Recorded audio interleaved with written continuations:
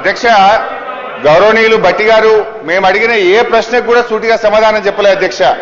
ఇప్పుడు మానవీయ కోణము అనేటువంటిది భట్టి గారి మాటల్లో కనబడుతుంది తప్ప చేతల్లో ఎక్కడ కనబడతలేదు అధ్యక్ష. అధ్యక్ష మేము ఈరోజు సూటిగా 5 DAలు ఎప్పట్లోకి ఇస్తారు, PRC ఎప్పట్లోకి అమలు చేస్తారు, CPS ను ఎప్పట్లోకి అమలు చేస్తారని సూటిగా అడిగాం అధ్యక్ష.